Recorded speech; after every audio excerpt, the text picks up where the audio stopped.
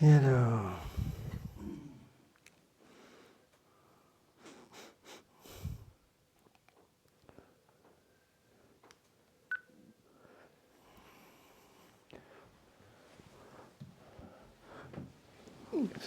au nom du Père, du Fils et du Saint-Esprit, ainsi soit-il. Venez, Esprit Saint, remplissez le cœur de vos fidèles et allumez en eux le feu de votre amour. Envoyez votre Esprit, Seigneur, se faire une création nouvelle. Prions, ô Dieu, qui avez daigné envoyer votre Esprit sur ce monde. Donnez-nous par ce même Esprit de comprendre et d'aimer ce qui est bien, de jouir sans cesse ces divines consolations par le même Jésus-Christ notre Seigneur. Je vous salue Marie, pleine de grâce, le Seigneur est avec vous. Vous êtes bénie entre toutes les femmes et Jésus, le fruit de vos entrailles, est béni. Sainte Marie, Mère de Dieu, priez pour nous pauvres pécheurs, maintenant et à l'heure de notre mort, ainsi soit-il. Nos saints anges gardiens, Veillez sur nous, Saint Pédis, priez pour nous. Saint Joseph, Priez pour nous. Saint Thomas d'Aquin, Priez pour nous. Père du Fils, Saint-Esprit, ainsi soit-il.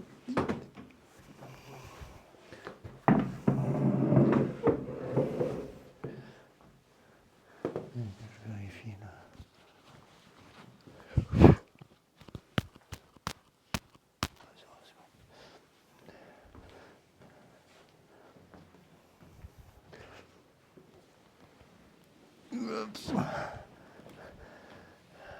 Alors, avant que j'oublie, attention, la semaine prochaine, j'ai ma mission dans le Nord.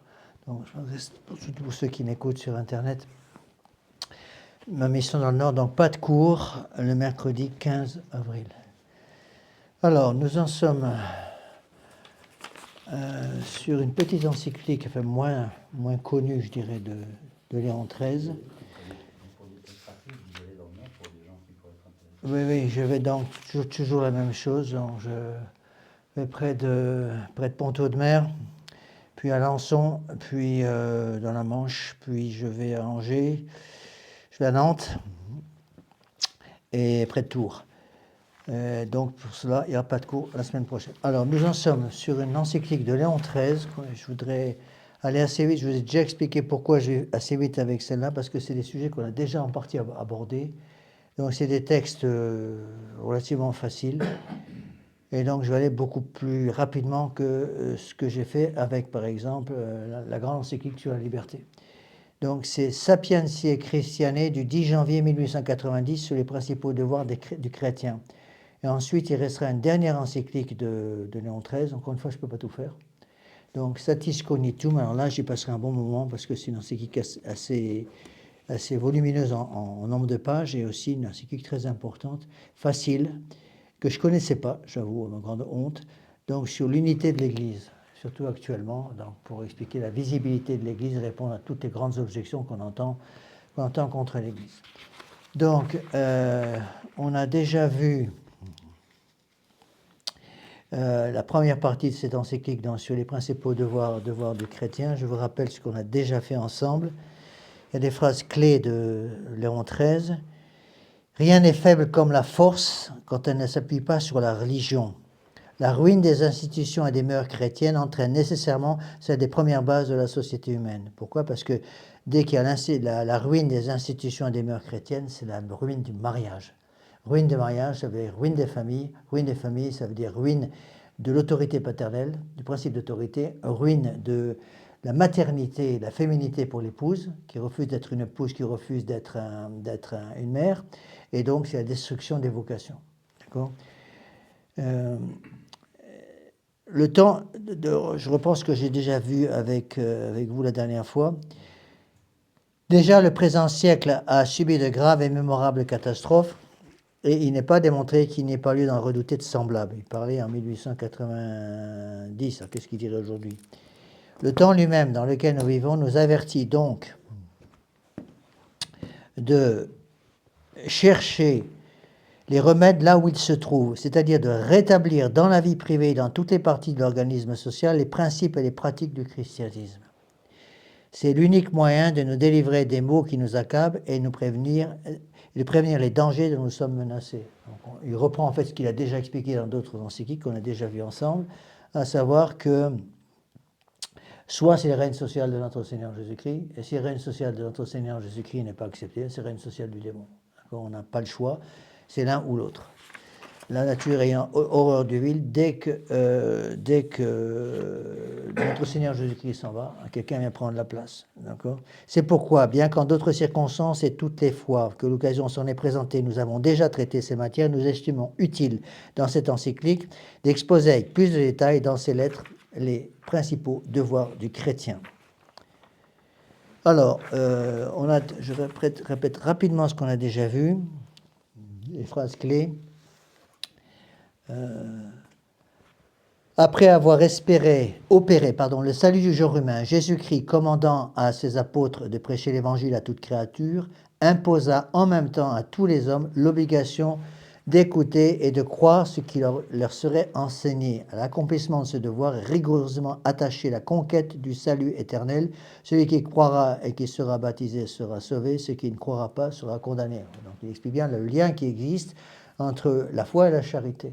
La foi et la charité. Donc la charité, à savoir l'amour du bon Dieu dans la pratique, n'oubliez pas que l'amour du bon Dieu dans la pratique, c'est d'abord de remplir les commandements du bon Dieu. Encore une fois, il faut revenir à les grandes définitions de la charité. La charité, c'est pas encore une fois d'aider les vieilles grand-mères à passer au passage côté sans se faire écraser, c'est pas la charité ça. La charité purement naturelle. La charité, c'est l'acceptation de la loi divine pour soi et pour ceux dont on a la charge. Bon, c'est le premier commandement, à savoir qu'il nous faut aimer Dieu, aimer le prochain, par amour pour Dieu. Donc le but de la charité, c'est d'aller au ciel, se mettre sur le chemin qui monte au ciel, et d'aider les gens qui sont autour de vous à monter au ciel. Ça, c'est fondamental à comprendre. Donc je ne réexplique pas tout, j'ai déjà expliqué tout ça, mais c'est fondamental à comprendre. Encore une fois, si j'ai un fiston, par exemple, de 20 ans qui commence à vivre en concubinage, et que je le laisse vivre dans le concubinage sans rien lui dire, en acceptant la situation sous prétexte que tout le monde le fait, ce n'est pas de la charité, c'est de la fausse charité, parce que la véritable charité va consister à aider mon fils de 20 ans à vivre en état de grâce pour qu'il puisse aller au ciel. La charité, ça consiste tout simplement à vivre en état de grâce pour pouvoir mourir en état de grâce. D'accord ? Donc pourquoi ? Parce que l'amour surnaturel de l'Église et l'amour naturel de la patrie procèdent du même éternel principe. C'est-à-dire les deux choses sont liées. Ce serait un crime, dit le pape Léon XIII, en effet de vouloir se soustraire à l'obéissance due à Dieu pour plaire aux hommes, d'enfreindre les lois de Jésus-Christ pour obéir aux magistrats, de méconnaître les droits de l'Église sous prétexte de respecter les droits de l'ordre civil. Encore une fois, n'oubliez pas que toute le Moyen-Âge chrétien est fondé sur une chose, l'union de l'Église et de l'État. C'est ça le règne social de notre Seigneur Jésus-Christ. Ça, encore une fois, il faut se mettre ça dans la tête. C'est des choses qui étaient évidentes au Moyen-Âge, mais qu'aujourd'hui ne sont plus du tout. Il faut l'union de l'Église et de l'État. S'il n'y a pas d'union entre l'Église et l'État, c'est comme si on sépare un corps et une âme. Si on sépare un corps et une âme dans une nature humaine, à ce moment-là, on a devant nous un cadavre. Donc il faut l'union de l'Église et de l'État, et s'il n'y a pas d'union d'Église et de l'État, le règne social de notre Seigneur Jésus-Christ devient impossible. Ça, le démon l'a parfaitement compris. C'est la raison pour laquelle le démon fait tout son possible pour empêcher l'union de l'Église et de l'État. D'accord ? Rappelez-vous, c'est la proposition numéro 55 du syllabus de Pie IX de 1864, qui condamne la proposition qui dit « l'Église et l'État doivent être séparés ». C'est condamné par l'Église. L'Église et l'État doivent être unis comme le corps et l'âme sont unis. La loi n'est pas autre chose qu'un commandement à la droite raison porté par la puissance légitime en vue du bien général. Ça, c'est la grande définition de saint Thomas d'Aquin, c'est-à-dire l'ordre rationnel au bien commun promulgué par celui qui a la charge de la communauté. Donc, l'autorité politique a pour but d'aider les habitants du pays, les citoyens du pays, à vivre en état de grâce. Rappelez-vous la définition de Léon XIII, que j'ai déjà expliqué je ne sais pas combien de fois, dans l'encyclique qu'on a déjà vu ensemble, Libertas, le pouvoir de se mouvoir dans le bien. Donc l'Église doit aider les fidèles à se mouvoir dans le bien, et pour que les fidèles puissent facilement se mouvoir dans le bien, il est impératif que l'État, de son côté, permettent aux gens de se mouvoir dans le bien. Et on voit très bien aujourd'hui, l'État veut absolument une séparation de l'Église et de l'État, parce qu'elle sait très bien que si on sépare l'Église et l'État, le règne social de notre Seigneur Jésus-Christ sera impossible, et que donc, dans ce cas-là, il sera impossible pour les citoyens de se mouvoir dans le bien, et à force d'être entourés de choses matérielles, de vivre déconnectés du réel et d'être entourés de péché, ben, les gens vont finir par se mouvoir dans le mal, et c'est ce que veut l'État. Puisque l'État se moque complètement du bon Dieu, et donc il n'y a plus d'autorité politique pour nous aider à aller au ciel. D'accord ? C'est les francs-maçons, les ennemis de l'Église. Exactement. On ne saurait donner le nom de droite raison à celle qui est en désaccord avec la vérité, avec la raison divine, ni non plus appeler bien véritable celui qui est en contradiction avec le bien suprême et immuable et qui détourne et éloigne de Dieu les volontés humaines. Malheureusement, c'est exactement ce qui se passe. Et si on a du mal à comprendre ça, le démon l'a parfaitement compris. Donc, conclut Léon XIII, chose qu'il avait déjà conclue dans l'encyclique Libertas, si les lois des hommes renferment des prescriptions contraires à l'éternelle loi de Dieu, la justice consiste à ne pas obéir. D'accord ? Alors, il faut pour cela deux choses. Pour rendre possible cette union entre l'Église et l'État et pour que les chrétiens puissent vivre en état de grâce, en remplissant leurs principaux devoirs, il y a deux choses qui sont nécessaires, parce qu'on s'est arrêté là-dessus la dernière fois, à savoir il faut la foi et l'étude. Pourquoi ? Il faut alimenter la foi. Encore une fois, il n'y a pas que les trois vertus fondamentales de la foi catholique, de l'Église catholique, c'est la foi, l'espérance et la charité. La foi pour croire, l'espérance pour prier et la charité pour suivre la loi du bon Dieu. Bon. La charité est le plus important. N'oubliez pas que la foi et l'espérance n'existent pas au ciel. Au ciel, on voit Dieu, donc on n'a pas besoin de foi, puisqu'on voit Dieu. On n'a pas besoin d'espérance, puisqu'on est en sa présence. Par contre, la charité est là. Et pour que la charité demeure, puisse exister, il faut la foi et l'espérance. On peut avoir la foi et l'espérance sans charité. C'est le cas des catholiques qui vivent en tas de péché mortel, par exemple. Ils ont la foi, ils ont l'espérance, ils n'ont pas la charité. Mais la foi et l'espérance sans la charité, c'est possible. Par contre, la charité sans foi et espérance, ça n'existe pas.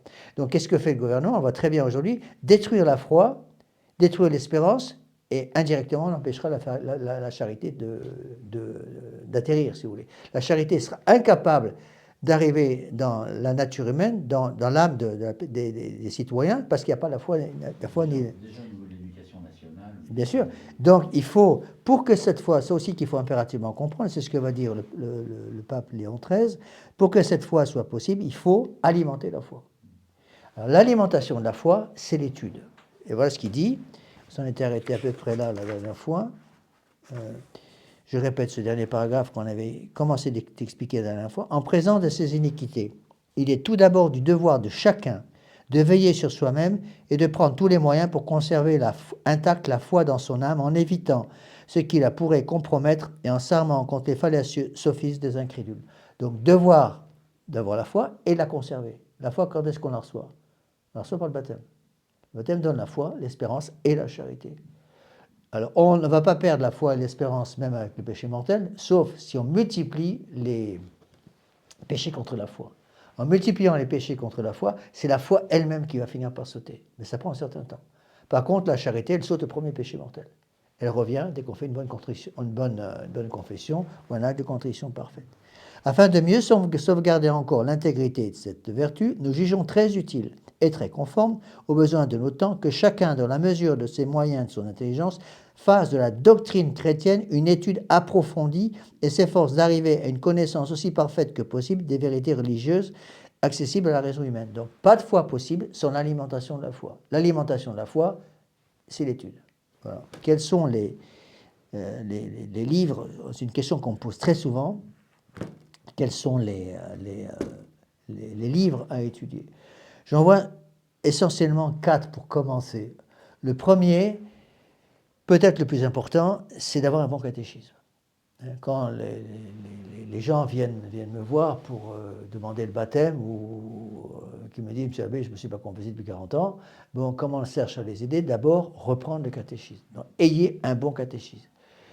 Je vous déconseille fortement, je parle pour ceux qui m'écoutent sur Internet, je déconseille fortement à ceux qui ne connaissent pas la foi catholique de commencer par le catéchisme du Concile de Trente qui est trop compliqué. Commencez par le catéchisme de Saint-Pédis. Le catéchisme de Saint-Pédis, c'est une simplification du catéchisme du Concile de Trente. Le catéchisme du Concile de Trente, c'est un gros pavé publié par ordre de Saint Pie V, donc on est au XVIe siècle, XVIe siècle, il a fait publier un livre qui avait été préparé par Saint Charles Borromée, Saint Bellarmin, qui est l'enseignement qui est donné, le livre est donné en quelque sorte à tous les prêtres en disant voilà ce que vous devez enseigner à vos fidèles. Je déconseille fortement ce livre à ceux qui n'ont pas la connaissance du catéchisme, sinon vous allez vous décourager. Commencez par la simplification. Qu'est-ce qu'a fait le Saint Pie X? C'est le pape Saint Pie X qui l'a fait en 1910. Il a pris le catéchisme du Concile de Trente, qui est un gros pavé de plusieurs centaines de pages, et il l'a mis sous forme de questions-réponses adaptées aux gens simples, aux gens qui connaissent mal leur foi. Et il en a fait ce qu'on appelle le petit catéchisme, le catéchisme de Saint Pie X. Le catéchisme de Saint Pie X, ça fait même pas une centaine de pages, je vais faire 70-80 pages. C'est l'intégralité de la foi catholique, mise sous forme de questions-réponses, donc compréhensible par le commun des mortels. Bon, ce livre a été... Il ne faut pas faire attention, parce qu'évidemment, le démon a mis sa patte là-dedans, pour essayer de commencer à bricoler les textes. Donc, il y a un très bon texte, il y a deux textes qui sont bons concernant le catéchisme de Saint Pie X. Il y a le texte publié par les éditions Saint-Robert Bellarmin, et le catéchisme de Saint Pie X publié par les éditions Saint-Rémy. C'est très court, et c'est déjà la base. Bon. Les gens me disent, mais il ne faut pas commencer par la Bible. Non, ne commencez pas par la Bible. La Bible est un livre compliqué. Saint Pierre le dit expressément, il le dit dans les épîtres de Saint Paul, il y a des passages difficiles à comprendre. Surtout l'Ancien Testament. Bon, l'Ancien Testament est difficile à comprendre dans beaucoup de parties, donc commencez non pas par la Bible, commencez par le catéchisme. Ayez les bases. Je dis exactement la même chose à ceux qui découvrent le site et qui commencent à vouloir directement écouter, par exemple, les actes du magistère et qui ne connaissent pas leur catéchisme. Je dis commencez par le catéchisme. Écoutez à fond le catéchisme. Il y a déjà 117 cours de catéchisme en audio d'une heure ou d'une heure et demie chacun. Commencez par ça. Une fois que vous avez les bases, à ce moment, vous pouvez vous lancer dans le reste. D'accord ? Alors ça, donc le premier livre, à mon avis, à étudier, non pas que ce soit le plus important, mais le premier à étudier, dans l'ordre, c'est le catéchisme de Saint Pie X. Le deuxième, c'est les évangiles. Les évangiles, donc je vous conseille beaucoup le livre de Weber, qui s'appelle Les 4 évangiles en un seul. Donc, encore une fois, les évangiles, ça, vous pouvez vous lancer dès le départ avec le catéchisme. Vous faites ça en même temps. Mais commencez par le catéchisme pour avoir les bases, puis vous pouvez lire les 4 évangiles en un seul de Weber. C'est autour des années, c'est la même époque en fait, que le catéchisme de Saint Pie X, début du XXe siècle, sous Saint Pie X. Donc Weber, un chanoine Weber, fait un excellent travail en mettant les 4 évangiles en un seul pour faire une seule histoire avec les 3 synoptiques, c'est-à-dire Saint Matthieu, Saint Luc et Saint Marc, et l'évangile de Saint Jean, mais mis sous une seule forme, une forme définitive, une forme en quelque sorte d'une seule histoire qui se lit d'un trait avec d'excellentes notes qui viennent entre autres des pères de l'Église. Donc c'est très bon, et ça je vous conseille beaucoup ça. Donc commencez par le catéchisme pour avoir les bases, immédiatement après, lisez, non pas toute la Bible, mais commencez par les évangiles. Bon, pour alimenter votre piété, vous pouvez aussi lire les psaumes. Les psaumes, c'est facile. Donc, premier livre, Catéchisme de Saint Pie X, pour avoir l'étude. Deuxième livre, Weber, les 4 évangiles. Troisième livre que je conseille, c'est un livre qu'on peut encore arriver à trouver, c'est Ils l'ont découronné de Monseigneur Lefebvre, sur le libéralisme. C'est un livre essentiel que j'ai souvent utilisé, surtout au début de l'encyclique sur la liberté, j'ai utilisé beaucoup de livres de Monseigneur Lefebvre. Ils l'ont découronné qui? Ils ont découronné notre Seigneur. Qui l'a découronné? Ben, évidemment, la Révolution. Et le dernier livre que je conseillerais pour des débutants, donc premier livre, Catéchisme de Saint Pie X, deuxième livre, Les Évangiles en un seul de Weber, troisième livre, Ils l'ont découronné de Monseigneur Lefebvre, quatrième livre, La Conjuration antichrétienne de Monseigneur de Lassus. Ça, c'est pour bien connaître le principe de la Révolution, ce qu'est la Révolution, comment la Révolution travaille. D'accord ? Alors, à ce moment-là, vous allez avoir les bases d'études. Et donc, vous allez pouvoir alimenter votre foi. Si on n'a pas les bases d'études, la foi n'est pas alimentée. C'est comme un arbre que vous plantez un beau rosier dans votre jardin, vous oubliez de l'arroser. Qu'est-ce qui va se passer? Il va crever. C'est pareil pour l'étude. C'est pareil pour le rapport entre l'étude et la foi. La foi ne peut pas être conservée si on n'alimente pas cette foi. Et c'est ça le drame des années 60. Le drame des années 60, c'est ça. On est juste après la mort du pape Pie XII, qui est mort en 1958. Les gens ont arrêté d'étudier. Ils ont supprimé le bréviaire pour les prêtres. Oui, mais pour le niveau des prêtres.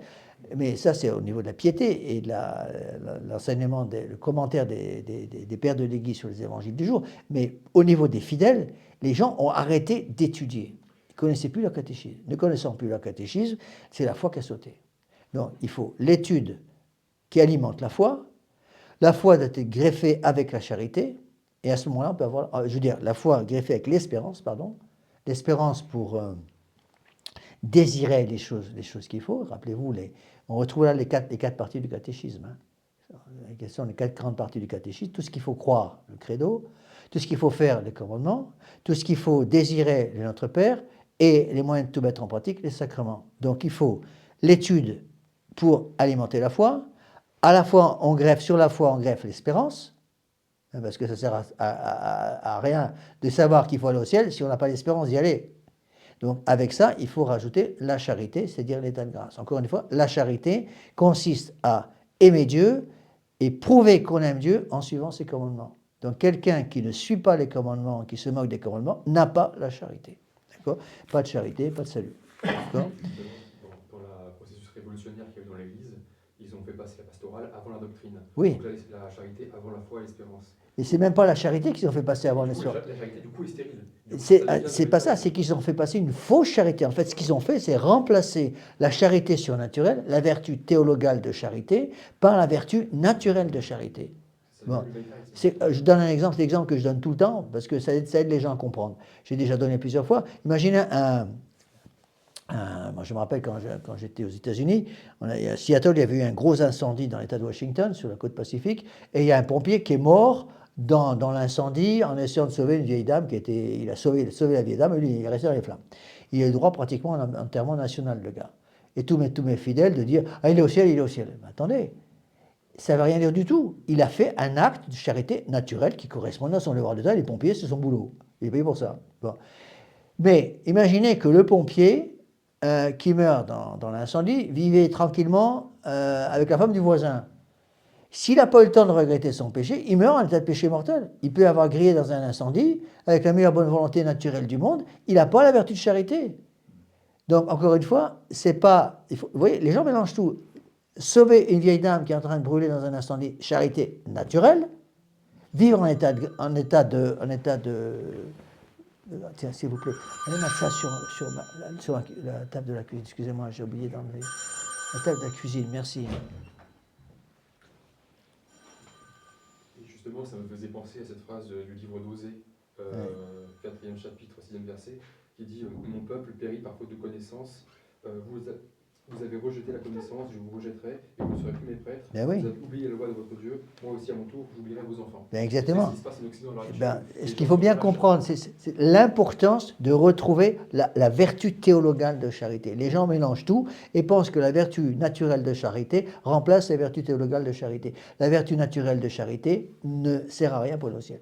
Et il détruit la foi. Non, on ne peut pas dire que la vertu naturelle de charité détruit la foi, on ne peut pas redire ça.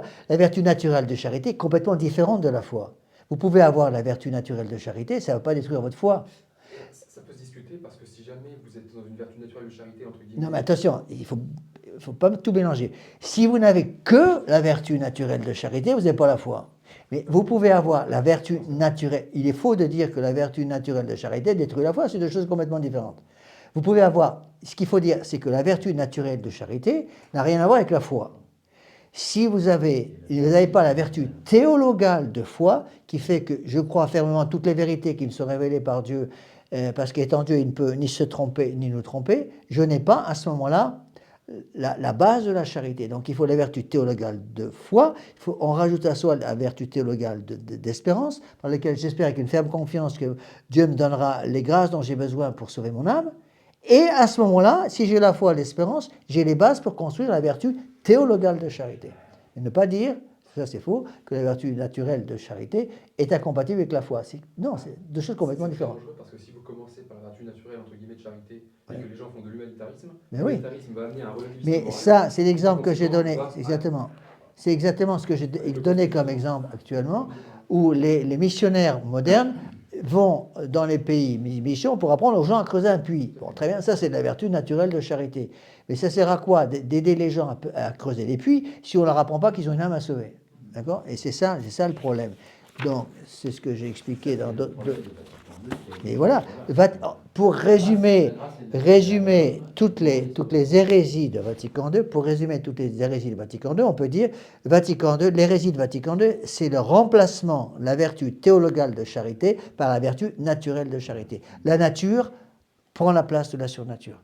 Et ça, c'est résumé par les grandes hérésies de Jean-Paul II, de Benoît XVI, de François, de Léon XIV aujourd'hui à Rome. La grande hérésie, c'est la grâce est naturelle à l'homme. Parce que justement, la grâce n'est plus quelque chose de surnaturel qui se surajoute, la grâce devient quelque chose de naturel à l'homme. Comme la nature ne peut pas être détruite, donc à ce moment-là, qu'est-ce qui se passe? La grâce ne peut pas être détruite, donc on garde toujours la grâce. D'accord? C'est de la surnature à la nature, et après de la nature à la contre-nature. Mais oui. Aujourd'hui, quand on regarde la charité naturelle, Mais bien sûr, oui, je sais bien. Regardez tout ce qui dit sur l'LGBT, etc. Mais je sais bien. C'est pour ça qu'il faut faire attention, encore une fois, de bien revenir en base. Donc on avance dans cette encyclique, parce que je voudrais quand même pouvoir avancer un peu. Donc, qu'est-ce que dit le pape? Donc, après avoir rappelé la nécessité d'une étude pour alimenter la foi, d'accord? Donc, il faut conserver intacte la foi dans son âme, et pour cela, il faut faire de la doctrine chrétienne une étude approfondie. Donc, les deux choses sont liées. Si je n'ai pas l'étude approfondie de la foi catholique, eh bien, je ne peux pas avoir les bases de la foi surnaturelle, d'accord? Alors, chacun est tenu donc, dit le pape, de manifester publiquement sa foi, soit pour instruire et encourager les autres fidèles, soit pour repousser les attaques des adversaires. Donc, la nécessité d'avoir la foi, pas simplement de façon intellectuelle, d'avoir la foi qui va passer dans la pratique. Donc, il faut dans les actes. Encore une fois, ce n'est pas celui qui dit « Seigneur, Seigneur » qui possédera le royaume des cieux. Celui qui possédera le royaume des cieux, c'est celui qui écoute la parole du bon Dieu, la foi, et qui la met en pratique, la charité. D'accord? Alors, on avance. Encore une fois, je vais un peu plus rapidement sur ces textes, parce qu'on les a déjà vus dans d'autres encycliques. Bon. Le pape, déjà en 1890, fait une remarque intéressante. Il dit « La lâcheté des chrétiens mérite d'autant plus d'être blâmée que souvent il faudrait bien peu de choses pour réduire à néant les accusations injustes et réfuter les opinions erronées. » Donc, toute la force du démon, disait saint Pilice, vient de la lâcheté des bons. Bon. La lâcheté, je dirais, des ennemis de l'Église, elle est normale. La lâcheté des bons est inadmissible. Vous voyez? Et donc, j'ai déjà expliqué ça sous d'autres formes, celui qui n'a pas le courage de manifester sa foi par la façon de vivre ne peut pas prétendre garder l'état de grâce. C'est impossible. Donc il faut les deux choses. Et là, vous avez une phrase très connue de Léon XIII qui a été remise, la phrase qui a été choisie par Olivier dans son site Défenseur Fidei. Le pape Léon XIII dit « Les chrétiens sont nés pour le combat ». J'aime bien, c'est beaucoup cette phrase. Et c'est sa phrase qu'a choisie la personne qui nous a refilé maintenant, heureusement, le site Défenseur Fidei sur lequel il y a tous les petits shorts. Donc, et celui qui l'a monté, qui a fait un excellent travail, il avait mis ça en exergue. Le chrétien est né pour le combat. Combat contre quoi? Combat pour garder la charité. Et bon, encore une fois, ne pas se tromper de combat. Il ne s'agit pas de se dire le chrétien est fait pour se combattre, donc on va aller casser du bolcho, comme disaient les jeunes. Mais ce n'est pas ça. Le premier combat, c'est le combat contre le péché. On combat contre le péché. Vivre en état de grâce, mettre le démon dehors pour laisser la place au bon Dieu. Parce que le bon Dieu ne peut pas vivre dans une âme qui est envahie par le démon. Donc les chrétiens sont nés pour le combat. Voilà la phrase ici, je vous donne ce petit paragraphe de Léon XIII. Les chrétiens sont nés pour le combat, or plus la lutte est ardente, plus avec l'aide de Dieu, il faut compter sur la victoire. Ayez confiance, dit notre Seigneur, j'ai vaincu le monde. Alors ici, il y a une objection. Il n'y a point à objecter ici que Jésus-Christ, protecteur et vengeur de l'Église, n'a pas besoin de l'assistance des hommes. Dieu travaille avec nous. Il pourrait travailler sans nous. D'accord? Alors voilà la réponse que le pape Léon XIII va donner. Donc l'objection dit, Dieu est tout-puissant, donc il n'a pas besoin de nous. D'accord? Réponse de Léon XIII. Ce n'est point parce que le pouvoir lui fait défaut, c'est à cause de sa grande bonté qu'il veut nous assigner une certaine part d'effort et de mérite personnel lorsqu'il s'agit de nous approprier, de nous appliquer les fruits du salut procuré par sa grâce. C'est pour cela que saint Paul dit qu'il faut achever ce qui manque à la passion du Christ. C'est comme les gens qui nous disaient, le Christ est mort sur la croix pour chacun d'entre nous, donc puisqu'il est mort sur la croix pour chacun d'entre nous, il n'y a plus rien à faire, il suffit de contempler, dire merci mon Dieu d'être mort sur la croix, alléluia, vous êtes ressuscité, fin de la méditation. Non, il faut s'associer à la passion du Christ. C'est pour ça que le bon Dieu a voulu maintenir les fruits de la passion par la messe, qui est le renouvellement non sanglant du sacrifice du calvaire. Alors, on continue avec les phrases importantes de cette encyclique. Rien n'est plus préjudiciable à la sagesse chrétienne que de n'être pas connu. Donc, étudier pour alimenter sa foi. Mise en lumière, elle a par elle-même assez de force pour triompher de l'erreur. D'accord ? Dès qu'elle est saisie par une âme simple et libre de préjugés, elle a aussitôt pour elle l'assentiment de la saine raison. Mais si on ne prêche pas, si on n'enseigne pas la foi, comment voulez-vous que les gens la connaissent cette fois? Monseigneur Lefebvre me faisait une remarque qui m'a beaucoup plu au séminaire, je n'ai pas compris tout de suite. Il nous disait, en tant que prêtre, ne cherchez pas à prouver la foi. Il faut l'enseigner. Vous enseignez la doctrine de l'Église. On ne vous demande pas de prouver la doctrine de l'Église, parce que ça, Dieu seul peut le faire. Il faut enseigner la foi. Il nous disait, ce dont les gens ont le plus besoin, c'est l'enseignement de la foi catholique. Il disait, c'est ça qui a disparu avec Vatican II. On n'enseigne plus la foi catholique. Regardez tous les gens qui viennent de l'Église moderne et qui commencent à venir chez nous, par exemple, à la messe, me disent la même chose. Ils disent, Monsieur l'abbé, dans les sermons de l'Église de Vatican II, c'est que du baratin naturel. On va parler des migrants, on va parler de choses naturelles. Il n'y a plus un mot sur la doctrine. Et justement, il me disait, ce qui est le plus important, c'est la doctrine. Bon. J'ai quelqu'un qui m'a dit, j'étais bien content, le beau concurrent, j'avoue que j'ai reçu, ça m'a beaucoup frappé. Il m'a dit, Monsieur l'abbé, j'ai plus appris en écoutant quelques sermons de vous que 25 ans avec l'Église moderne, parce qu'il parle de n'importe quoi, sauf des choses essentielles. D'où l'importance, dit bien le pape Léon XIII, d'appliquer, donc de faire connaître la sagesse chrétienne, c'est-à-dire faire connaître la foi catholique. D'accord ?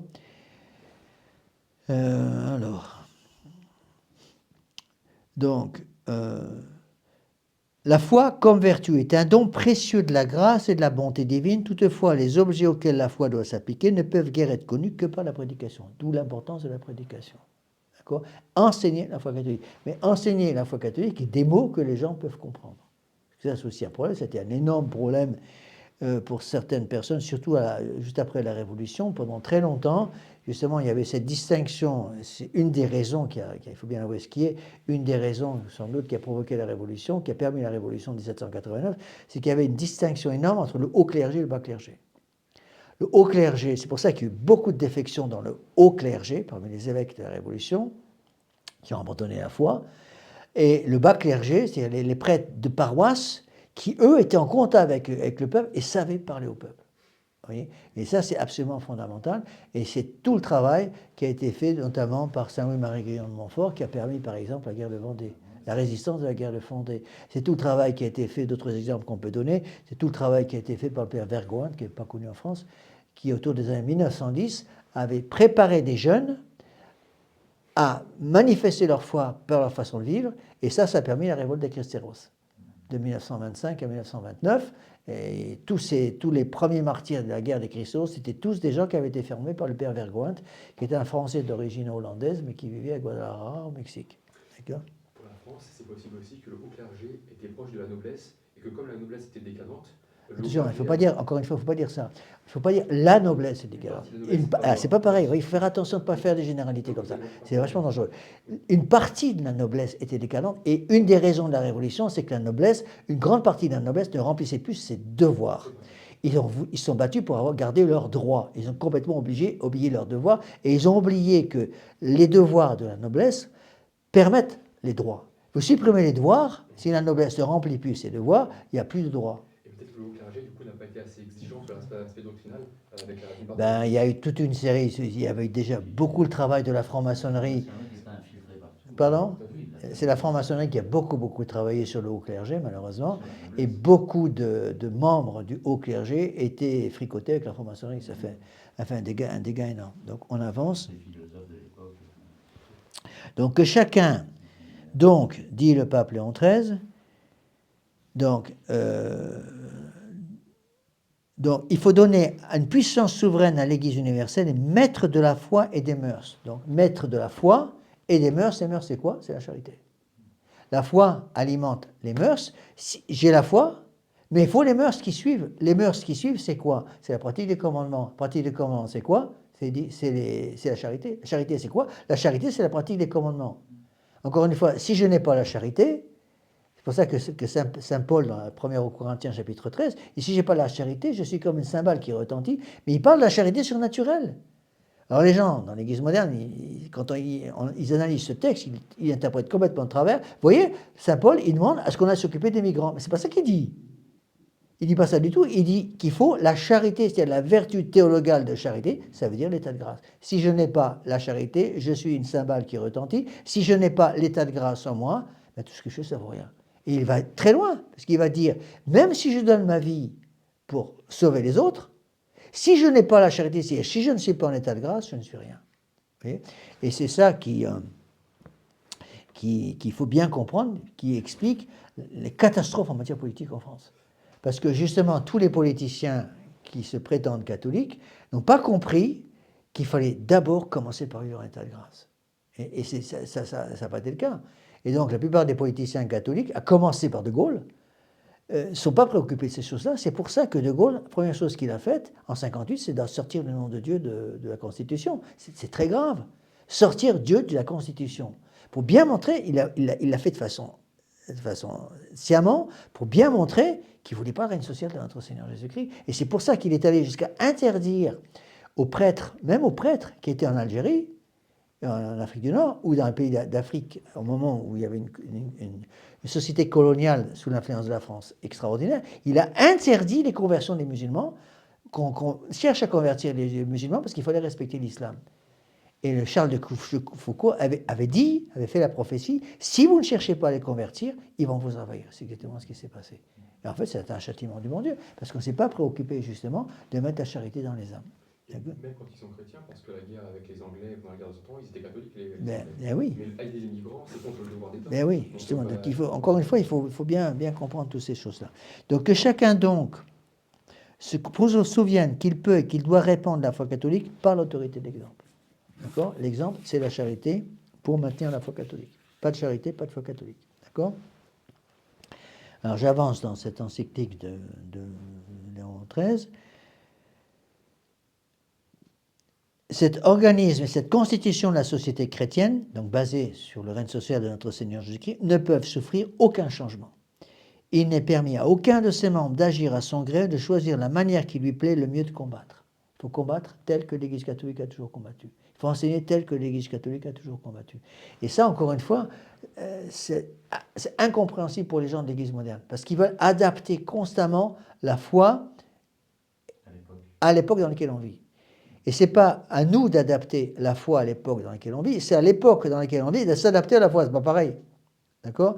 Donc, si on adapte l'époque dans laquelle on vit à la foi, on peut être en état de grâce. Si on fait l'inverse, on détruit tout. D'accord ?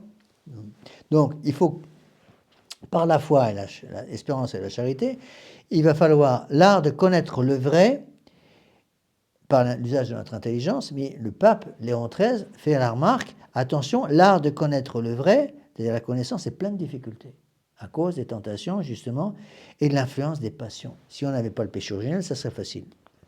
Donc, de plus, dit-il, l'intelligence de l'homme est faible par nature et tirée en sens divers par la variété des opinions. Elle est souvent le jouet des impressions venues du dehors, et il faut joindre à cela l'influence des passions. Et c'est pour ça que c'est tellement difficile, parce qu'actuellement, les trois concupiscences, les yeux, la chair et l'orgueil, éclatent partout.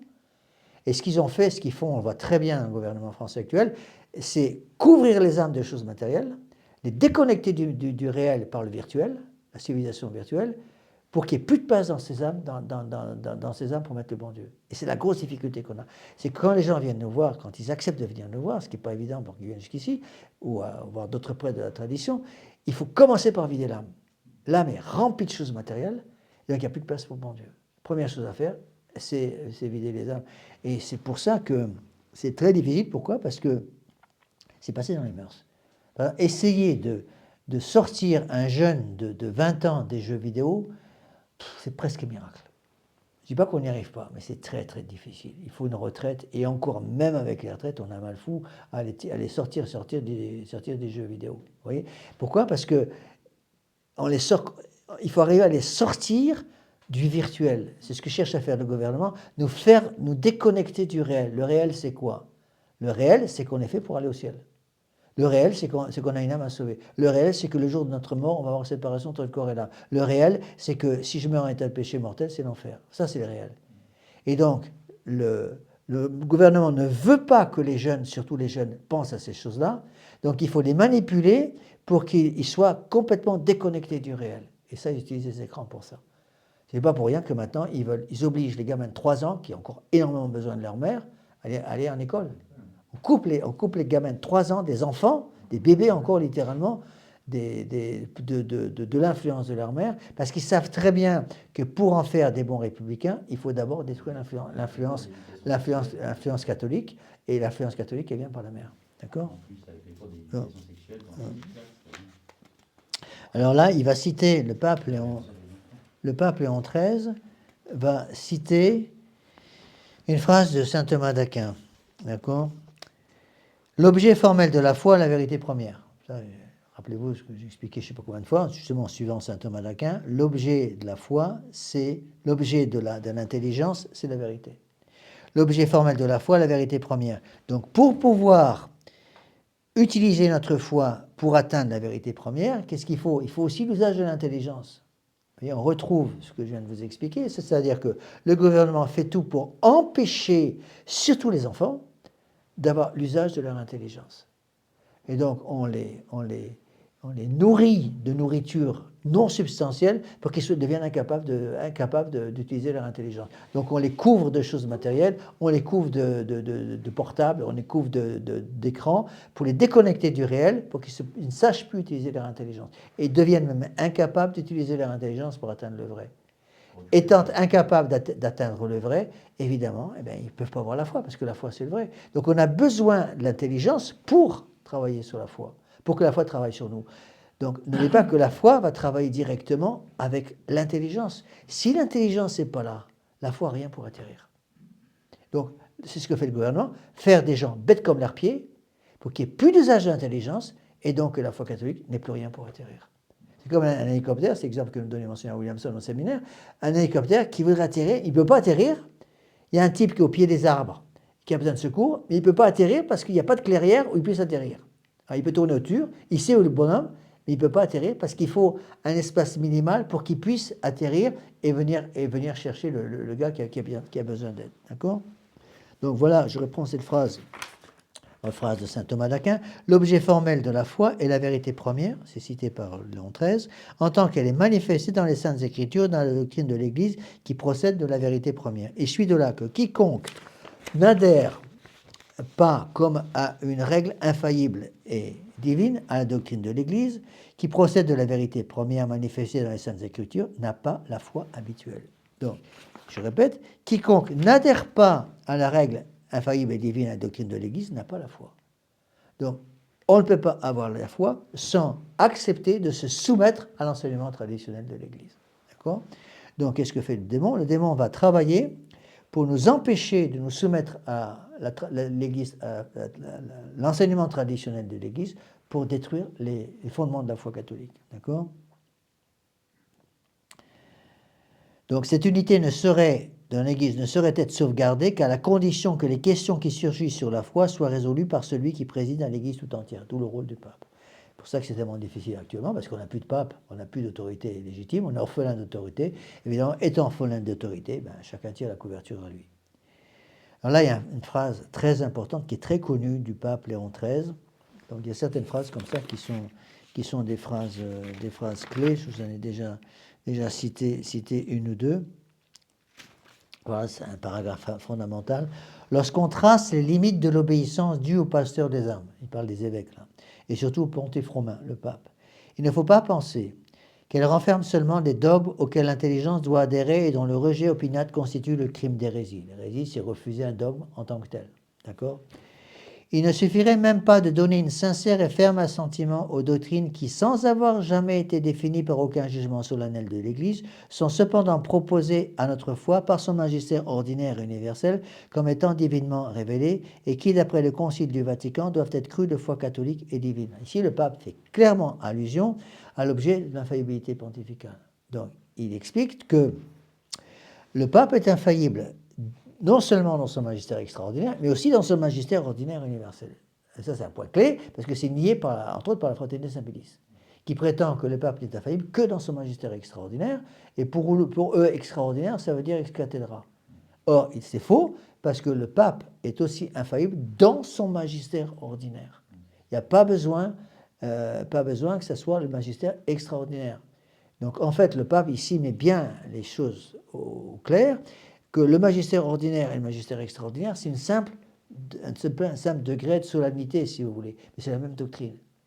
Donc, si je nie le magistère ordinaire universel, ben, je suis déjà dans l'hérésie, puisque je nie l'enseignement traditionnel de l'Église. Parce qu'il y a beaucoup de gens, la Fraternité Saint-Pédis, c'est épouvantable, parce que c'est comme ça maintenant, pas tous leurs prêtres, mais pratiquement tous leurs prêtres, ils vont vous dire, il ne faut croire que le magistère extraordinaire.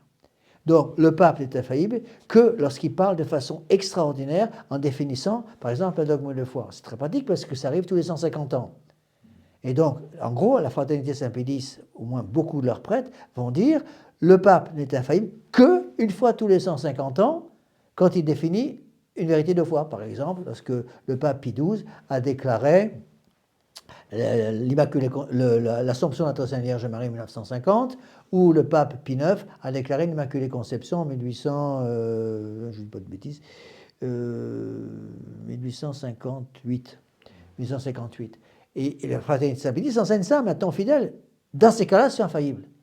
Ils sous-entendent que dans son magistère ordinaire et universel, le pape n'est pas infaillible. Or, le pape est infaillible aussi dans son magistère universel. Ça, c'est pas moi qui l'enseigne, c'est le Concile Vatican I. Vatican I, c'est le concile du 19e siècle, c'est 1870. C'est dans ce concile, j'ai pris le texte, mais je ne pas là. Dans ce concile Vatican I, justement, que le pape enseigne que l'infaillibilité pontificale s'exerce non seulement dans le magistère extraordinaire, mais aussi dans le magistère universel, ordinaire universel. D'accord ? Donc il faut absolument sortir ça de la tête. Parce que ça, beaucoup de nos fidèles sont un peu comme ça, surtout ceux qui viennent de la Fraternité Saint-Pédis, ils pensent que le pape n'est infaillible que dans son magistère extraordinaire. Bon. Et donc il est complètement faux de dire qu'ex cathedra, ça veut dire extraordinaire. Ex cathedra, ça veut dire que le pape parle comme pape, sur la foi et les mœurs, que l'intention de l'obliger, toute l'Église, 4 conditions. Il n'y a pas besoin que ça soit un magistère extraordinaire. Bon, le pape rappelle une grande vérité de foi, il rappelle par le magistère ordinaire et universel ce qui a toujours été enseigné par l'Église, il est infaillible. D'accord ? Alors on continue d'avancer. L'Église a donc le droit, donc je répète cette phrase qui est fondamentale, donc il ne suffirait pas donc de donner un sincère et ferme assentiment aux doctrines qui, sans avoir jamais été définies par aucun jugement solennel de l'Église, sont cependant proposées autrefois par son magistère ordinaire et universel comme étant divinement révélées. Ça veut dire quoi ? Ça veut dire qu'il n'y a pas besoin qu'il y ait un jugement solennel de l'Église, mais dans le magistère ordinaire universel, si le pape répète ce qui a toujours été fait par l'Église, parle en tant que pape, avec l'intention d'obliger toute l'Église, c'est un jugement déjà divinement révélé qui oblige sous peine de péché. D'accord ? Bon. Il faut en outre, dit le pape Léon XIII, que les chrétiens considèrent comme un devoir de se laisser régir, gouverner et guider par l'autorité des évêques et surtout par celle du siège apostolique. Ça, encore une fois, c'est contre ceux qui disent on doit obéissance au pape uniquement dans les choses des grandes définitions dogmatiques. C'est faux, le pape a parlé, la cause est terminée. Vous voyez ? Et ça, c'est gravissime, parce qu'il y a même des prêtres dans les milieux, même c'est des vacantistes en France, qui prétendent que, puisque nous sommes orphelins d'autorité, il n'y a plus d'autorité pontificale. C'est-à-dire qu'on n'a plus l'obligation de suivre ce que l'Église catholique a toujours enseigné par les différents textes infaillibles du pape, parce qu'il n'y a plus de pape. Bon, et en fait, c'est complètement faux, c'est gravissime de dire ça, parce que justement parce qu'il n'y a plus d'autorité, qu'est-ce qu'on fait? On s'arrête au dernier point sûr. Dernier point sûr. Si vous êtes en train de faire un GR, par exemple, en pleine montagne, et puis vous avez perdu vous perdez les marqueurs, vous ne savez plus où vous devez aller. Il y a plusieurs vallées où je vais, je ne sais plus. On retourne au dernier point fixe. Voilà, oui, il y a 50 mètres, j'ai passé un marqueur. Moi, quand j'ai fait un trek comme ça en Nouvelle-Zélande, 7 jours tout seul dans l'île Stewart, la troisième île de Nouvelle-Zélande, et c'était en pleine forêt, il n'y avait pas de piste, pas de chemin, rien du tout, c'était des marqueurs, des petits triangles orange qui étaient accrochés aux arbres, et il ne s'agissait pas d'en rater un, parce que si vous en ratiez un, vous vous perdiez. Il y aurait régulièrement des gens qui se perdent et qui meurent de faim à cause de ça. Et bien quand j'étais perdu, je retournais toujours au dernier marqueur. Et là, je ne bougeais pas du marqueur sans avoir trouvé le marqueur suivant. Bon. Ben, c'est pareil pour la foi catholique. Donc, on suit ce qui a toujours été enseigné par l'Église. Voyez, donc l'Église a donc le droit de vivre et de se conserver par les institutions, par des lois conformes à sa nature. On avance. Elle refuse. Alors là, le pape va maintenant appliquer tout ce qu'il vient de dire, justement, à l'aspect politique. Parce que le thème de l'encyclique, c'est les principaux devoirs du chrétien, surtout dans la vie sociale et dans la vie politique. Et voilà ce que dit le pape. C'est une phrase très importante. L'Église refuse résolument, de droit et par devoir, à s'asservir au parti et à se plier aux exigences muables de la politique. Par une conséquence du même principe, gardienne de son droit et pleine de respect pour le droit d'autrui, elle estime un devoir de rester indifférente quant aux diverses formes de gouvernement et aux institutions civiles des États chrétiens, et entre les divers systèmes de gouvernement, elle approuve tous ceux qui respectent la religion et la discipline chrétienne des mœurs. On a déjà vu tout ça dans l'encyclique de Léon XIII sur la liberté. Donc, l'Église enseigne. Alors attention, ça, là, il faut bien faire attention aux termes utilisés. Le pape enseigne que l'Église n'oblige pas les catholiques à adhérer à un système politique déterminé. Donc, strictement parlant, vous pouvez adhérer à n'importe quel système politique, mais attention, à condition, dit le pape, que dans ce système politique, on approuve, on suive un système politique qui respecte la religion et la discipline chrétienne des mœurs. N'importe quel système politique, à condition que ce système politique permette aux citoyens de se mouvoir dans le bien. Si un système politique nous empêche de nous mouvoir dans le bien, on ne peut pas le suivre. Bon, ça élimine pas mal de choses. Il ne reste plus grand-chose. Bon, c'est pour ça que saint Thomas d'Aquin explique bien que le meilleur système politique, en fait, contrairement à ce qu'on croit, saint Thomas d'Aquin ne dit pas que le meilleur système politique, c'est en soi la monarchie. Il dit que le meilleur système politique, ça peut être une association un peu tout. La monarchie en haut, l'aristocratie au milieu et la démocratie en bas. Vous voyez, pour que justement chacun puisse trouver un moyen de se sanctifier. Le système politique doit permettre la sanctification des citoyens de l'État. Et donc, de pouvoir se mouvoir dans le bien. Et c'est ça le drame aujourd'hui. C'est qu'il devient pratiquement, d'ailleurs beaucoup de jeunes nous le disent, monsieur l'abbé, on n'y arrive plus. Il est pratiquement impossible, surtout dans les grandes villes.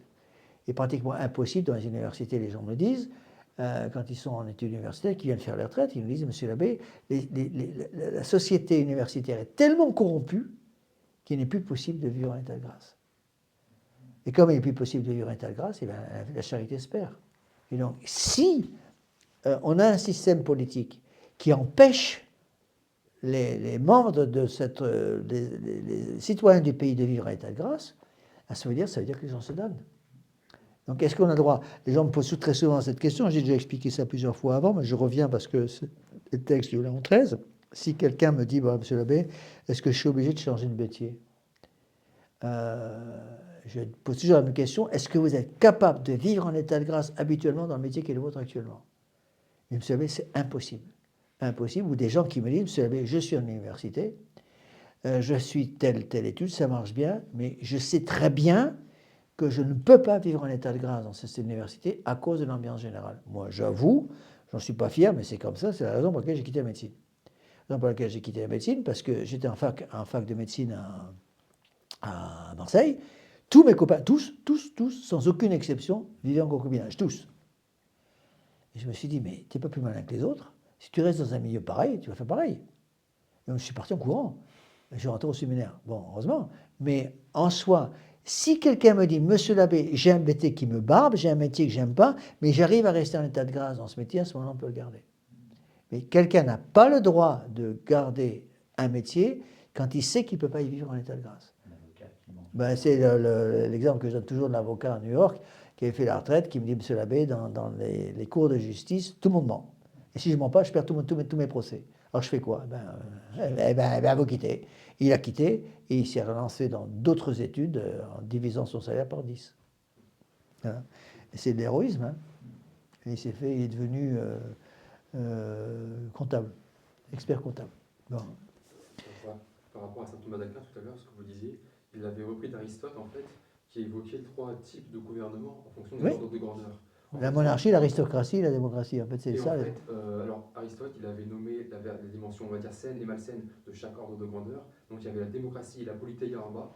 Dans les corps intermédiaires, il y avait soit l'oligarchie, soit l'aristocratie. Et au supérieur, il y avait soit la tyrannie, soit la monarchie. Oui, mais dans tout système politique, quel qu'il soit, que ce soit la monarchie, que ce soit l'aristocratie, que ce soit la démocratie, il est possible de faire du bien et de faire du mal. Oui, mais c'est aussi un crime commis par la Révolution, c'est d'avoir fait croire que la démocratie, entre guillemets, qui est déjà la version mauvaise du système politique délibératif, parce qu'en fait, dans les corporations de métiers, il y avait la politeia, c'est-à-dire... Oui, mais je sais bien.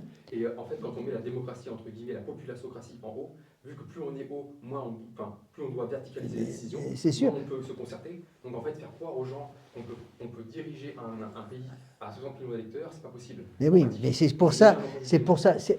À l'époque, qu'est-ce qu'il y avait? C'est pour ça que au Moyen Âge, si vous voulez, était relativement facile de vivre en état de grâce, parce qu'il y avait les évêques. Enfin, tout système était un système corporatif. J'ai déjà expliqué qu'en haut des corporatifs, il y avait l'évêque protecteur. L'évêque protecteur, il y avait un évêque protecteur pour chaque corporation. C'est ça qui a complètement disparu. Bon, on avance parce que je voudrais essayer, si je peux terminer cette encyclique, je ne sais pas si je vais y arriver. Donc, on voit donc le pape, ensuite, on continue, donc il y a un passage que j'ai oublié là. L'Église, sans doute, et la société politique ont chacune leur souveraineté propre. Par conséquent, dans la gestion des intérêts qui sont de leurs compétences, aucune n'est tenue d'obéir à l'autre dans les limites où chacune d'elles est renfermée par sa constitution. N'oubliez pas, j'ai déjà expliqué ça plusieurs fois, qu'il n'y a que 2 sociétés parfaites, l'État et l'Église. L'Église s'occupe du bien commun spirituel, l'État s'occupe du bien commun temporel. Et il y a une distinction entre les deux. Et dans certains cas, l'Église est indépendante, l'État est indépendant de l'Église. L'exemple que je donne toujours, c'est pour savoir si on peut faire un pont à tel ou tel endroit sur la rivière, l'Église n'a strictement rien à dire là-dedans. D'accord? Bon. Alors, je continue. On voit encore par là combien grande est l'obligation de maintenir l'accord entre les catholiques. Tous ceux qui ont à cœur d'être étroitement unis à l'Église, colonne et fondement de la vérité, éviteront facilement ces maîtres de mensonges qui promettent la liberté tandis qu'eux-mêmes sont les esclaves de la corruption. Vous voyez? Et ça, là, c'est clair et net. Le pape, en fait, vise la franc-maçonnerie. Donc, je vous lis tout le paragraphe. Bien plus, rendus eux-mêmes participants de la divine vertu qui est dans l'Église, ils triompheront par la sagesse des embûches et des adversaires et de leur violence par le courage. Ce n'est pas ici le lieu de rechercher si et combien l'inertie des dissensions intestines des catholiques ont favorisé le nouvel état des choses. Mais on peut l'affirmer, les méchants seraient moins audacieux et n'auraient pas accumulé tant de ruines si la foi qui opère par la charité avait été en général dans les âmes plus énergiques et plus vivantes. Oui. Donc rappelez-vous le texte de Saint Pudice, la plus grande force du démon, c'est la lâcheté des bons. D'accord?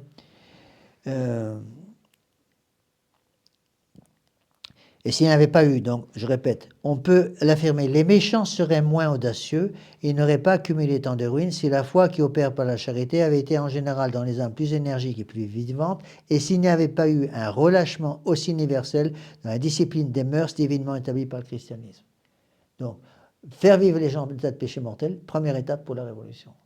Et c'est ce qui se passe actuellement. Puissent du moins les leçons du passé avoir le bon résultat d'inspirer une conduite plus sage pour l'avenir. Et c'est ça le drame. Donc tous les mouvements de droite, par exemple, en France, dits de droite en France, ont tous un point commun, le bon Dieu est grand absent. Le bon Dieu est grand absent. Vous voyez, c'est pour ça que... Oui, mais je sais bien, mais je parle des mouvements, des partis officiels, vous voyez. Le pire, c'est que ces partis officiels sont dirigés par des gens qui sont en principe des catholiques. Marine Le Pen, en principe, elle est catholique. Elle a été formée, je dis bien en principe. Elle est baptisée. Elle a une éducation traditionnelle en famille. Elle a été formée à l'école Saint-Pédis à Saint-Cloud. Elle a eu comme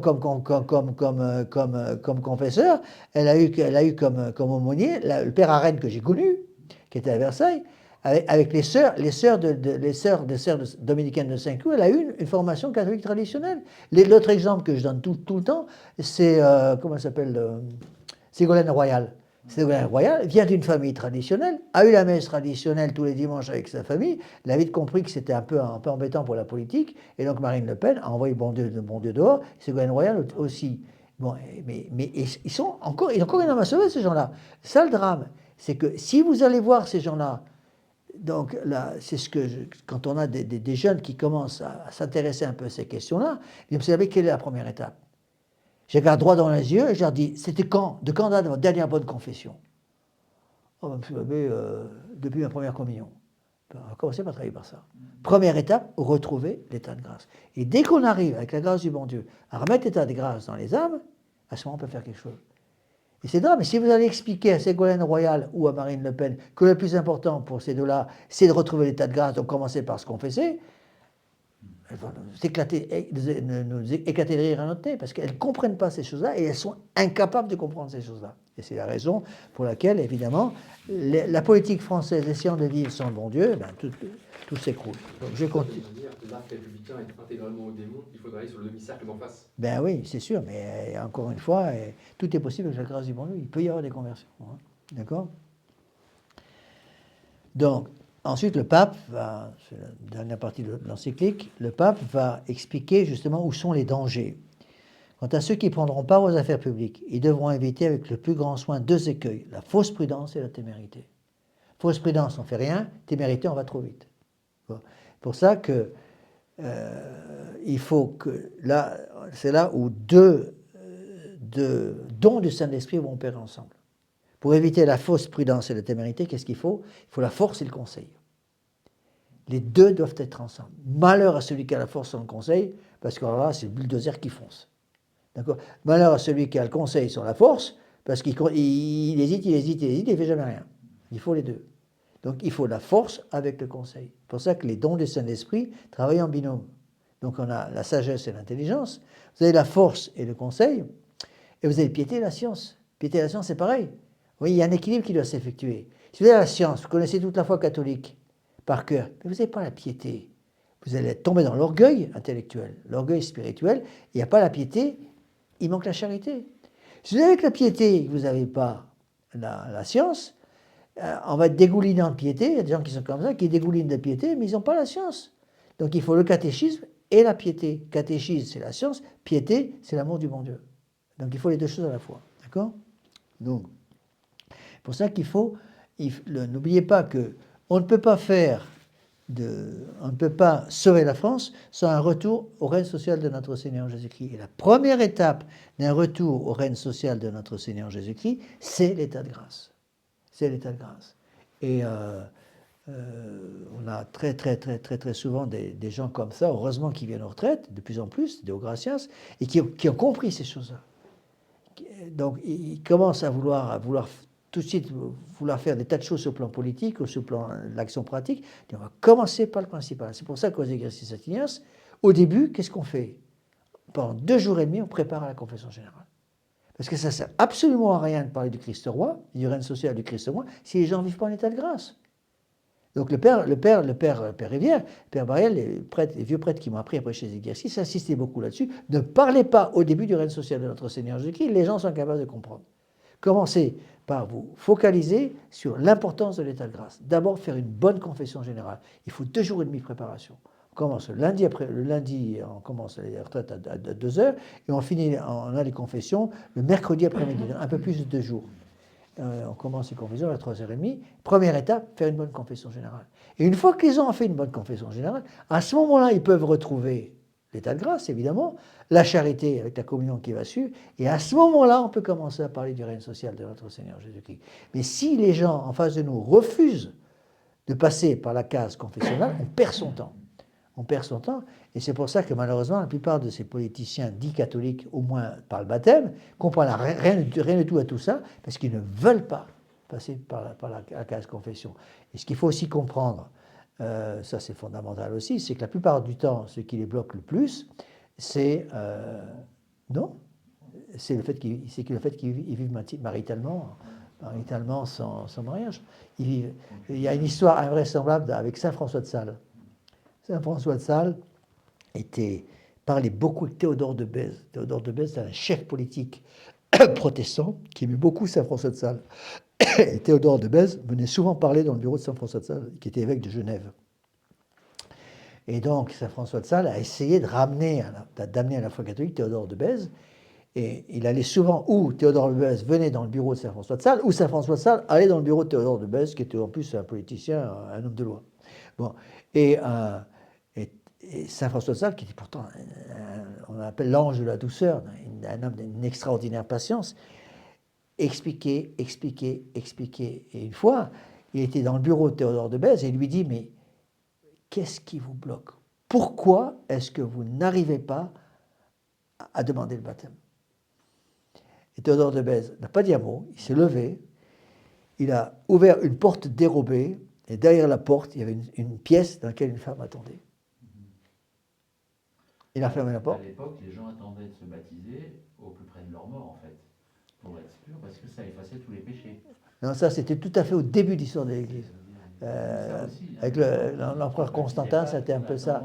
Oui, mais justement, lui, il ne s'est jamais converti, Théodore de Bèze, Saint François de Sales, et pourtant, ce n'était pas n'importe qui comme ça, un docteur de l'Église n'a jamais réussi à convertir Théodore de Bèze, parce que Théodore de Bèze avait un fil à la patte qu'il n'a pas voulu couper. Et ça, c'est en général le drame. Le drame, si vous voulez, quand on a des gens qui commencent à s'intéresser à ces choses-là, et puis on leur dit, mais venez faire la retraite, ils ne viennent jamais. Et quand je leur pose la question, pourquoi est-ce que vous ne venez pas? Ah ben, je viendrai plus tard, ailleurs, plus tard, ce qu'on appelle les deux torpilles du démon, ailleurs et plus tard. Et puis, finalement, c'est toujours le même truc, je regarde droit dans les yeux, et puis je leur dis, il y a une femme. Voilà, ben oui, monsieur l'abbé, je ne peux pas la lâcher. On a exactement la même chose, moi j'ai eu des cas comme ça douloureux, je connais, avec un prêtre, des prêtres, parfois des prêtres modernes, mais qui commencent à être tentés de tout envoyer promener. Ils disent, monsieur l'abbé, je commence à me demander si je n'ai pas fait une erreur. Est-ce que je suis vraiment prêtre? Est-ce que je n'ai pas fait vraiment une erreur de devenir prêtre? J'arrête net, je regarde droit dans les yeux, je dis, comment elle s'appelle? Comment elle s'appelle? Il devient tout rouge, et puis, oui, monsieur l'abbé, il y a une femme. Et ça, évidemment, tout de suite, ça paraît à tout le monde, moi le premier. C'est la façon de travailler du démon. Et c'est pareil en matière politique, c'est pareil en matière religieuse. Si on n'a pas l'état de grâce, ben, tout ce que vous faites, ça s'écroule. D'accord? Alors on avance. Il en est en effet, dit le pape Léon XIII, qui pense qu'il n'est pas opportun de résister de front à l'iniquité puissante et dominante de peur, que la lutte n'exaspère davantage les méchants. De tels hommes sont-ils pour ou contre l'Église? On ne saurait le dire. Car d'une part, il se donne pour professer la doctrine catholique, mais en même temps, il voudrait que l'Église laisse un libre cours à certaines théories qui lui sont contraires. Je veux bien suivre la foi catholique à condition que je puisse garder tranquillement une relation à laquelle je n'ai pas le droit. D'accord? Alors ici, il y a une phrase très importante du pape. Ceux qui aiment la prudence de la chair et qui font semblant d'ignorer que tout chrétien doit être un vaillant soldat du Christ, ceux qui prétendent obtenir les récompenses promises aux vainqueurs, en vivant comme des lâches et en s'abstenant de prendre part au combat, ceux-là non seulement ne sont pas capables d'arrêter l'invasion de l'armée des méchants, mais ils secondent ses progrès. C'est-à-dire, si vous n'avez pas l'état de grâce, mais tout ce que vous faites, ça devient la bouillie pour chat. C'est ça que ça veut dire. D'accord? Honneur au contraire, dit le pape.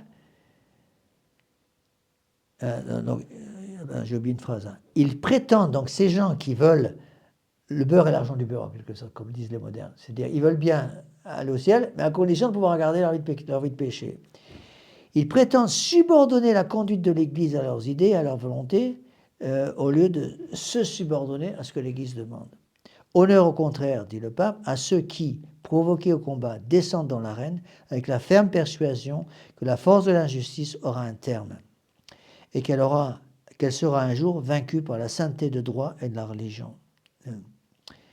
Dans le gouvernement des actions humaines, il nous faut garder un admirable tempérament entre la lâcheté qui porte à la crainte et au désespoir et qui est une présomptueuse témérité. Donc il reprend la phrase que j'ai déjà citée. Quant à ceux qui prendront part aux affaires publiques, ils devront éviter que le plus grand soin deux écueils, la fausse prudence et la témérité. Témérité, il va trop vite. Fausse prudence, il ne fait jamais rien. Il hésite. C'est l'histoire de l'âne qui hésite entre un saut de son et un saut d'avoine et qui meurt de faim parce qu'il ne sait pas lequel des deux prendre. D'accord?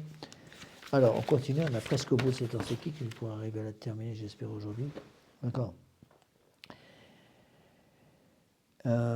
Alors, rappelons-nous de ce que nos saints livres nous disent.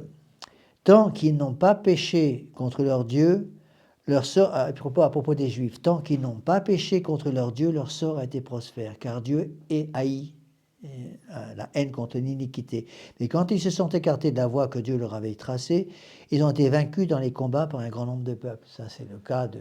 Vous voyez ce qui s'est passé avec le peuple juif au moment où il quitte l'Égypte.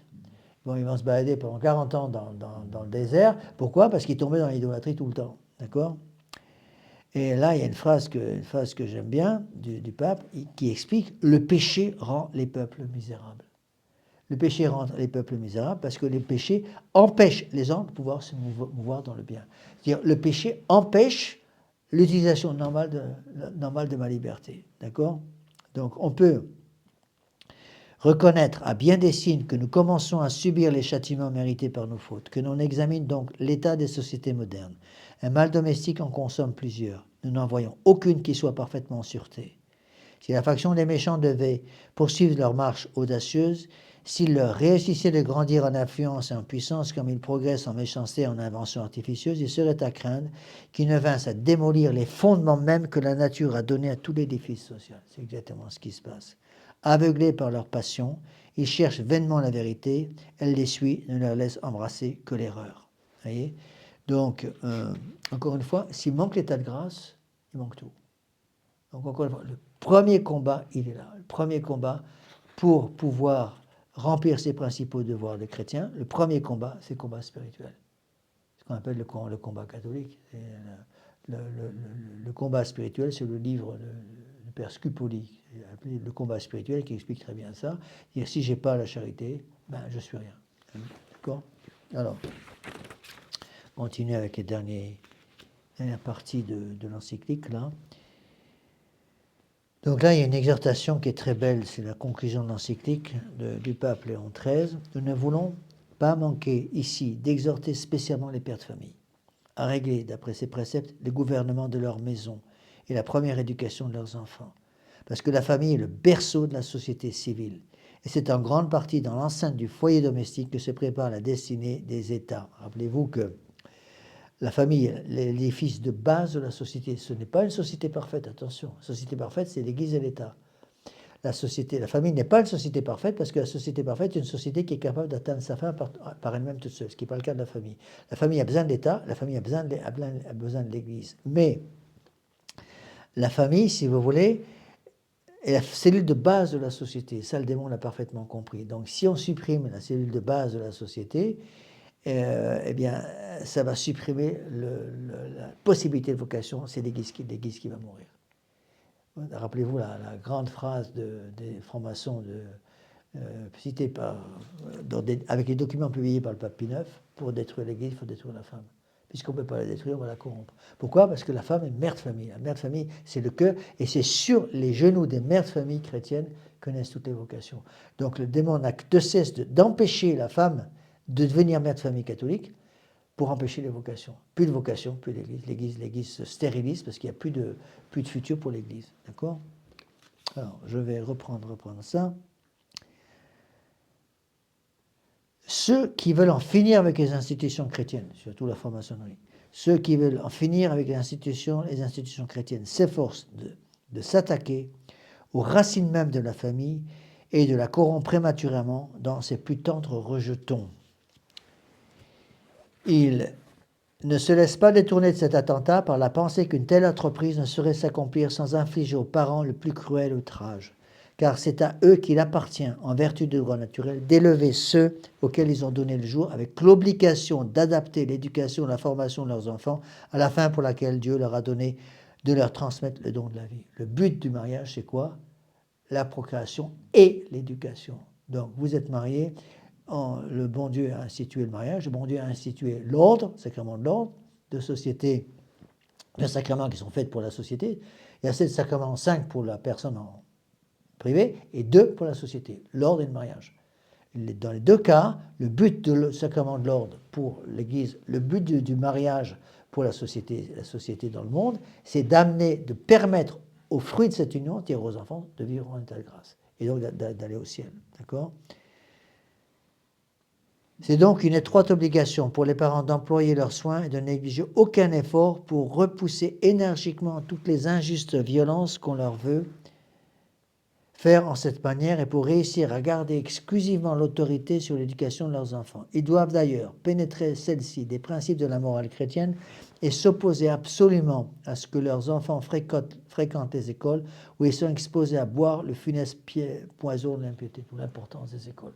Malheureusement, ça devient de plus en plus impossible, parce que le gouvernement fait tout pour empêcher évidemment les écoles chrétiennes, les vraies écoles catholiques. Quand il s'agit de la bonne éducation de la jeunesse, on n'a jamais le droit de fixer de limites à la peine et au labeur qui en résulte, si grand qu'il puisse être. Aussi, ces catholiques de toute nation, ça c'est une phrase clé, ces catholiques de toute nation qui, en dépensant beaucoup d'argent et encore plus de zèle, ont créé des écoles pour l'éducation de leurs enfants, sont dignes d'être proposés à l'admiration de tous. Il convient que ce bel exemple soit imité partout où les circonstances l'exigent. Toutefois, et par-dessus tout, qu'on tienne compte de l'influence considérable exercée sur les âmes des enfants par l'éducation de la famille. Si la jeunesse trouve au foyer domestique les règles d'une vie vertueuse et comme l'école pratique des vertus chrétiennes, le salut de la société sera en grande partie garanti par l'avenir. Donc l'idéal, évidemment, quand c'est possible, c'est l'école à la maison. Malheureusement, c'est pratiquement impossible. Dans des tas de pays, ça devient illégal. Et en France, de plus en plus, pratiquement, on ne peut plus éduquer les enfants directement dans les familles. Mais en soi, comment?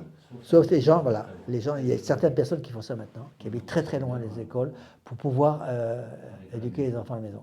Alors, il existe encore quelques écoles traditionnelles où ils font un excellent travail. Entre autres, je pense par exemple au travail des religieuses dominicaines, à l'école de la Péraudière et de Malvière, enfin maintenant c'est la Péraudière après Lyon. Il y a eu un travail extraordinaire qui a été fait, mais ça devient de plus en plus difficile parce que le gouvernement fait tout pour empêcher ces intervenants extérieurs. Voilà.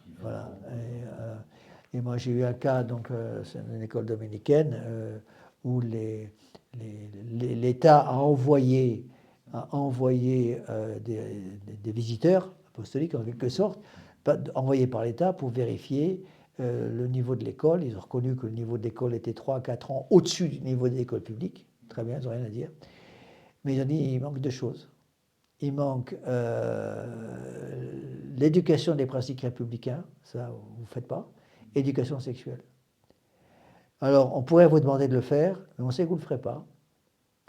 Ou qu'on vous le ferez pas comme on le veut que ça soit fait, donc on va le faire nous-mêmes. Vous voyez un peu le bazar? Alors, qu'est-ce qu'on fait dans un cas comme ça? Ils envoient les drag queens. Ouais. Ça devient terrible, vous voyez. Donc, je sais qu'il y a toute une série de gens qui essaient de faire des petites écoles, mais ça devient de plus en plus compliqué. Parce que d'avoir trouvé des professeurs, financièrement, c'est des charges extrêmement lourdes, mais il faut mettre tout ça entre les mains du bon Dieu. Ceci dit, il faut quand même, encore une fois, il ne faut pas non plus dire ce que j'entends beaucoup trop souvent, monsieur l'abbé, il n'est pas possible de conserver la foi dans les écoles publiques. Avec la grâce du bon Dieu, tout est possible. Et je sais de quoi je parle, parce que j'ai été malheureusement toute ma vie d'écolier et puis d'étudiant, j'ai été au lycée Jacques Amiot à Auxerre, qui a été le tout premier lycée à se mettre en grève en 68. En 68, j'avais 15 ans, j'étais en plein dedans. Eh bien, malgré le fait que j'ai été en école publique complètement pourrie, eh bien, avec la grâce du bon Dieu, ça m'a pas empêché de rentrer à l'école. Bon, c'est un miracle en tant que tel, c'est vrai. Mais attention, le bon Dieu ne peut pas aussi nous empêcher nous empêcher d'aller au ciel. C'est-à-dire qu'il va nous donner les moyens pour que les parents et les enfants puissent conserver la foi. Et donc, si malheureusement, il faut compter sur les grâces du bon Dieu. Si malheureusement, hélas, parce qu'il y a des tas de cas comme ça, l'État qui va dire aux parents, si vous refusez d'envoyer vos enfants dans les écoles d'État, on prend les enfants, on les passe dans une famille musulmane, parce que c'est ce qu'ils font dans certains cas, ou on les met en famille d'accueil. Là, les parents perdent tout. Il faut essayer de sauver tout ce qu'on peut sauver. Et à ce moment-là, que les parents, le soir, reprennent littéralement l'enseignement, surtout sur les sujets épineux, en philosophie, en histoire, etc., en morale, surtout. Avant, il y avait ce qu'on appelle l'éducation civique. Maintenant, on va voir ce que c'est. Mais il faut arriver à rattraper les choses et compter sur les grâces du bon Dieu. Le bon Dieu donne des grâces pour que même dans les écoles les plus pourries, si malheureusement les parents ne peuvent pas contrôler ça directement, le bon Dieu va donner des grâces à vos enfants par le baptême pour qu'ils puissent conserver la foi. Parce que sinon, le bon Dieu nous exposerait à des tentations qui dépassent nos forces. Ça, c'est pas possible. D'accord ? Alors, voilà la conclusion de l'encyclique.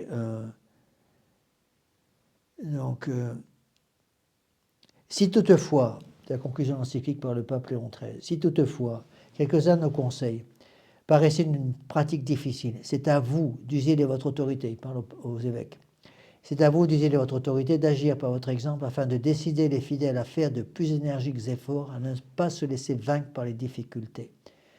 Nous avons souvent nous-mêmes donné cet avertissement au peuple chrétien. Rappelez-le lui. Les biens de l'ordre le plus élevé et les plus dignes d'estime sont en péril. Pour les conserver, il n'y a pas de fatigue qu'il ne faille endurer. Ces labeurs auront droit à la plus grande récompense dont puisse être couronnée la vie chrétienne. Par contre, refuser de combattre pour Jésus-Christ, c'est combattre contre lui. Ce que dit notre Seigneur, celui qui n'est pas avec moi est contre moi.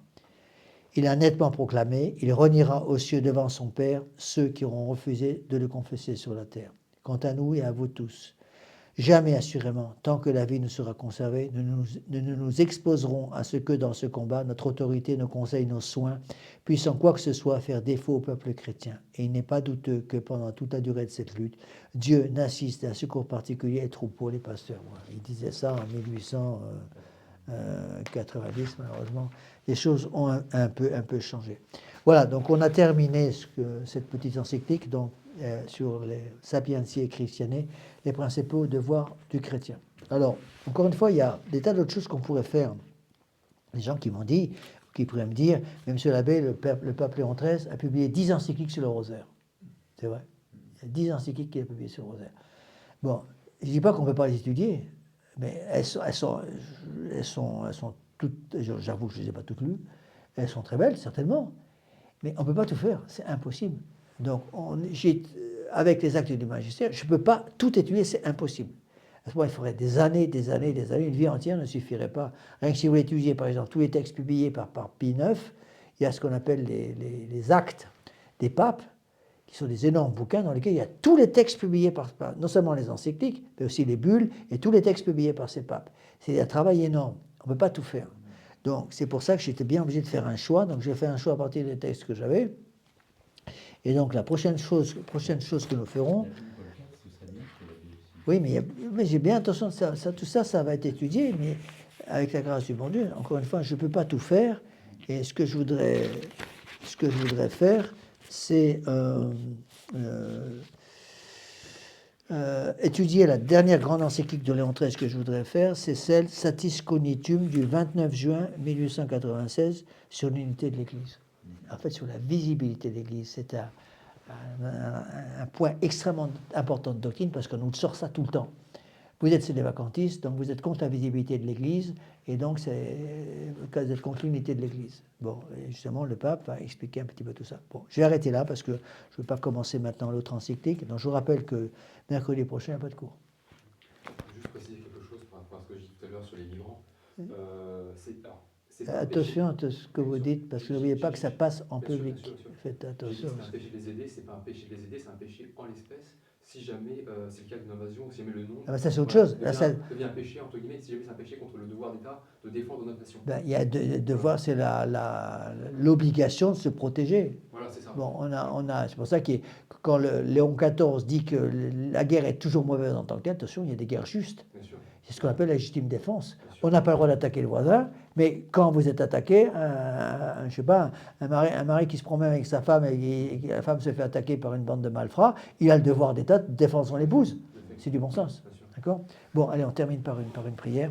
Au nom du Père et du Fils et du Saint-Esprit, ainsi soit-il. Je vous salue Marie, pleine de grâce. Le Seigneur est avec vous. Vous êtes bénie entre toutes les femmes et Jésus, le fruit de votre entrailles, est béni. Sainte Marie, Mère de Dieu, priez pour nous pauvres pécheurs, maintenant et à l'heure de notre mort, ainsi soit-il. Nos saints anges gardiens, Veillez sur nous. Saint Pédis, Priez pour Saint nous. Joseph, Priez pour nous. Saint Thomas d'Aquin, Priez pour au nous. nom du Père et du Fils et du Saint-Esprit, ainsi soit-il.